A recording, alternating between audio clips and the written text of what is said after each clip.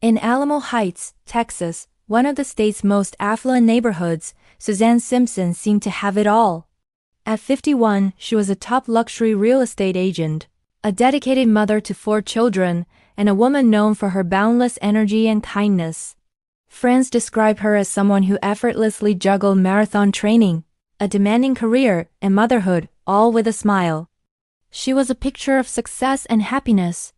But behind the perfect facade, a dark reality was unfolding. On the night of October 6, 2024, Suzanne Simpson vanished without a trace. The evening began at the Argyle, a historic, members-only dining club where Suzanne and her husband Brad Simpson were attending a private event.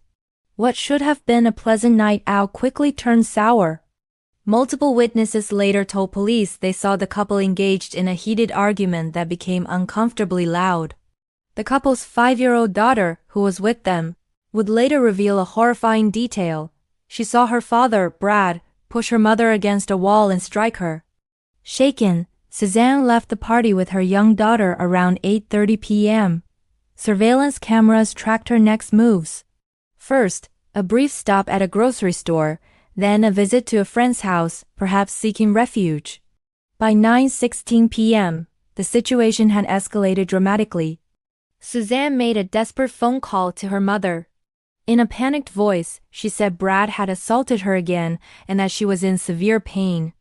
At that exact moment, a chilling digital event occurred. Brad Simpson accessed their shared AT&T account and remotely cut off Suzanne's phone service, silencing her only lifeline. By 10:22 p.m., location data shows Suzanne's phone was back at the Simpson family home. This would be the last digital footprint she ever left. The horror of that night was far from over. A neighbor living across the street was awakened by shouting. Looking out his window, he witnessed a violent struggle playing out on the Simpsons' front lawn. He saw Brad grabbing at Suzanne, trying to pull her down as she fought to break free. Suddenly, Suzanne escaped his grasp. She ran not toward the street or for help, but toward the dark wooded area behind their house. Brad gave chase, disappearing into the trees after her. Moments later, the neighbor heard 2 to 3 distinct screams pierce the night air. Those screams were the last sounds anyone would ever hear from Suzanne Simpson. Around midnight, Brad's black GMC pickup truck was seen leaving the residence. It returned 1 to 2 hours later.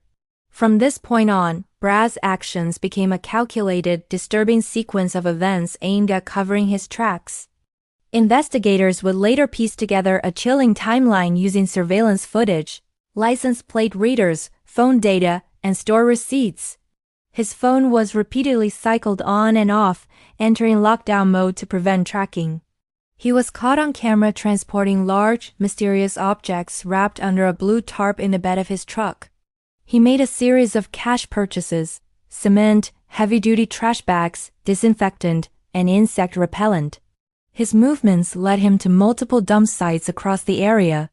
At his ranch property, he burned electronics, attempting to destroy any digital evidence. Most disturbingly, investigators would later find a reciprocating saw hidden on the property, a tool powerful enough to cut through bone. The day after Suzanne vanished, an eerie silence fell over the Simpson home. Brad didn't report his wife missing. He failed to pick up their daughter from school, a routine Suzanne had never once missed. He didn't call the police, friends, or family. It was as if he wanted the world to forget she ever existed. Nearly 24 hours passed before a concerned friend, unable to reach Suzanne, threatened to file a missing person report herself. Only then, backed into a corner, did Brad finally contact the authorities.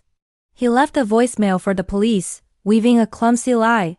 He claimed Suzanne had simply lost her phone at the grocery store the night before, and that was why no one could reach her.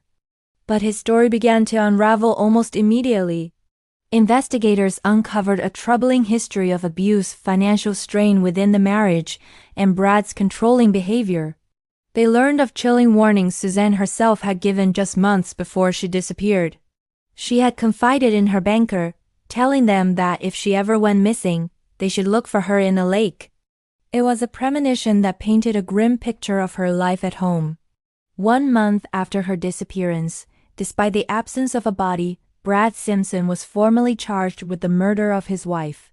The case against him was built on a mountain of circumstantial evidence. Prosecutors revealed a critical piece of forensic proof. Suzanne's DNA had been discovered on the blade of the reciprocating saw Brad had tried to hide.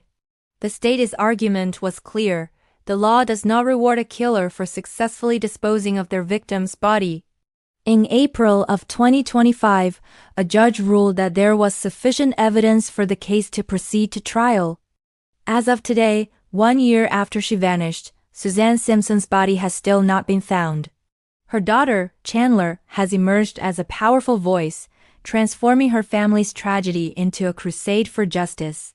She has spoken publicly, stating her firm belief that her father took her mother's life in a fit of rage and control. She continues to fight for answers and for the justice her mother deserves. Brad Simpson remains in jail, awaiting his trial, which is scheduled for February 13, 2026. 1 year has passed. A community is still in shock, and a family is left shattered. Suzanne is still missing, but she is not forgotten. The search for the truth and the search for Suzanne continues. Thank you for watching. If you or someone you know is experiencing domestic violence, please know there is help available.